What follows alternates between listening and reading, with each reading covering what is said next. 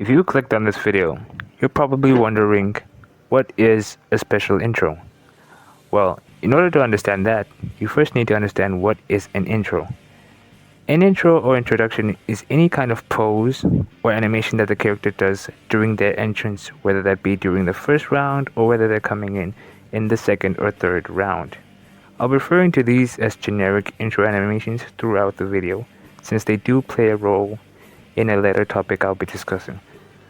But for this video, we'll be discussing the special intros. So what is a special intro? Basically use the exact same explanation I gave for a normal intro, except a special intro occurs during specific circumstances, whether a character is in a specific stage, or the character is fighting in a specific round, or more notably, when they are facing a specific character. That's where most of them happen. That's where most common special intros happen, when a character meets another specific character who they share a relation with. That character will undergo a specific animation, which is programmed into the system whenever they recognize a specific character. For this video, I'll be going through all of the special intros in KOF, but for now, we'll be discussing some of the few, since that's all the time we have. We'll be discussing the other ones on a later date. Stick around. Explaining all special intros in KOF98. 殿がお前を呼んでるぜ。なら燃え尽きろ。潔くな。 Let's get this out of the way right now. Kusanagi versus Yori Yagami.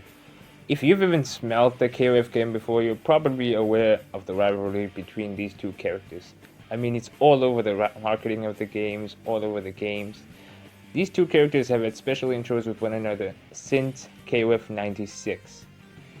And that would be because that's the point where they started to expand on the story between these two characters. In fact, KOF96 is where we saw probably the most content and explanation regarding the backstory between these two characters. By the way, 96 and 97 have some of the best story in this series. Check them out sometime. And obviously we can't forget about that beautiful send-off in KOF 97. So, why does the rivalry between these two characters exist? Well, if you ask a KOF historian like me, you would know that KOF has this ancient background that happens far, 1800 years before the games even began. And it all starts with the rivalry between the Kusanagis and the Yagami. The Yagami, if you don't know, blamed the Kusanagi for murdering the leader's wife, and so the leader made a blood pact with Orochi so that he could be strong enough to beat the Kusanagi. Unfortunately, this led to a large curse that would essentially ruin Yori's family for generations to come, including Yori himself. But anyway, according to the two of them, Kyo and Yori, their family history has nothing to do with their rivalry. In fact, even though they are completely aware of their family history, they choose to avoid even mentioning it. They try to avoid their responsibilities, but somehow, one thing that always harkens to their family history is the rivalry between the two of them, and to them, it has nothing to do with blood. They just can't stand one another.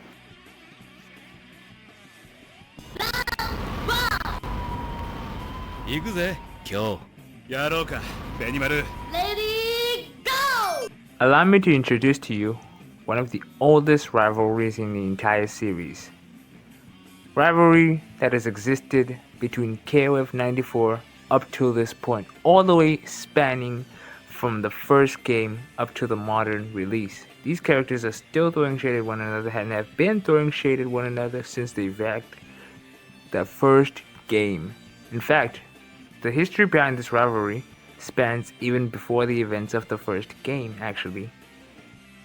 With Kyogo Sanagi being an arrogant high school student who's always got into trouble, who fought hard for everything he got, who went through absolute hell mastering the ancient art of Kusanagi martial arts, a man who was put through hell by his father as soon as he discovered his powers at the age of 15, and has been working 4 years to reach the pinnacle and testing his might against other people in Japan.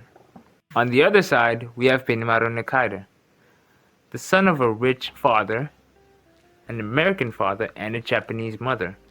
A man who, at this point, despite being at the age of 20, already had a wonderful career as a model. A man who seemingly had it all. There's not much explanation behind how he learned how to use his powers. There's not much explanation behind how he learned how to fight and how he learned kickboxing. Yet somehow, he ended up seemingly one of the most powerful people in Japan. At least he thought it was, until he ran into Kyo Kusanagi. The two men first met at a Japanese martial arts tournament, which was used to determine who would be the three members to represent Japan in the first King of Fighters tournament, where essentially first place was the leader, second place was the second in command, and third place was the third member of the team. And this is where Kyo and Daimon would first meet, with Kyo beating Daimon, and the next match being grand finals meant to determine who would be the leader of the Japanese team. At first, Kyo Benimaru had it out, but then Benimaru was holding back because he thought he was hot shit and he didn't need to give all of his power, only to realize that Kyo was not holding back, and Kyo gave the fight everything he got, proving that he was no slouch, and at that point earning Benimaru's respect and a little bit of disdain, since Benimaru, even after that point, has never gotten an opportunity to rematch against Kyo.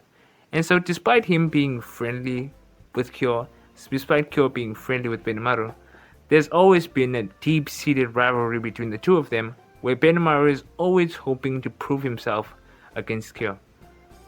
Honestly speaking, if I had to share my opinion on this rivalry, I would actually love to see a rematch between the two of these characters, because if the story is correct and Benimaru was holding back the entire time, I would love to see a rematch where both of them were actually giving everything they've got, you know? I mean, Benimaru definitely isn't a slouch. Despite the fact that he lost to Kyo, somehow he ended up winning more tournaments between King of Fighters 94 and King of Fighters 15 than Kyo himself.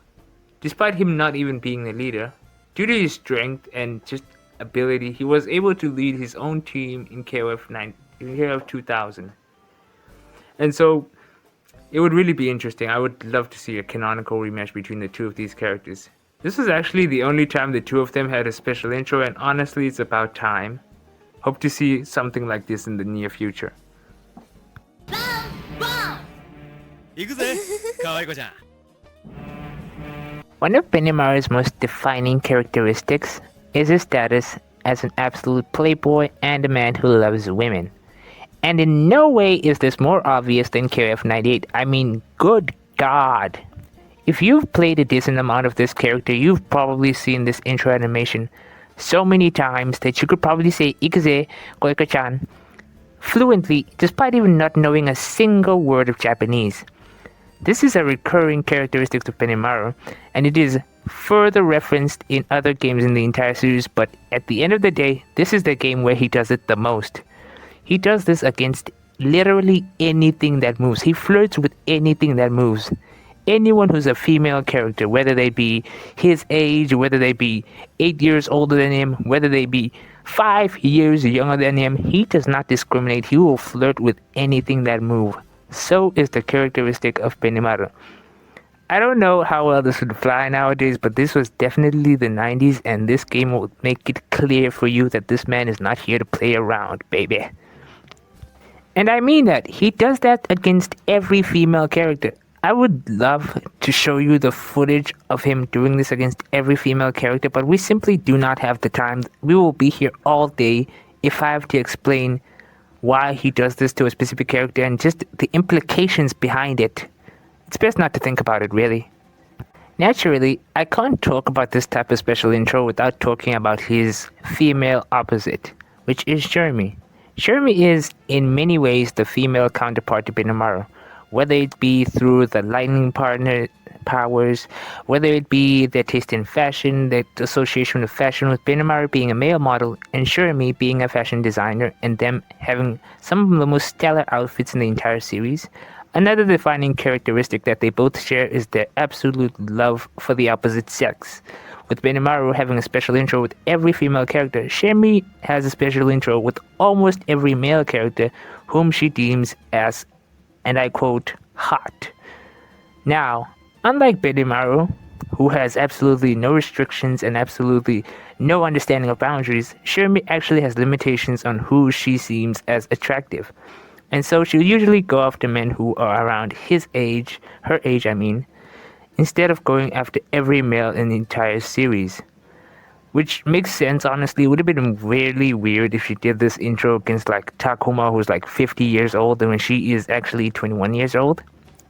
Also, it's worth mentioning that there's this weird, I don't even know if it's intentional or it's a glitch or not, but for whatever reason, despite Shermie as Orochi having the absolute opposite personality than compared to her normal self, she still keeps her flirty, bubbly attitude towards the male characters, which doesn't make any sense character-wise.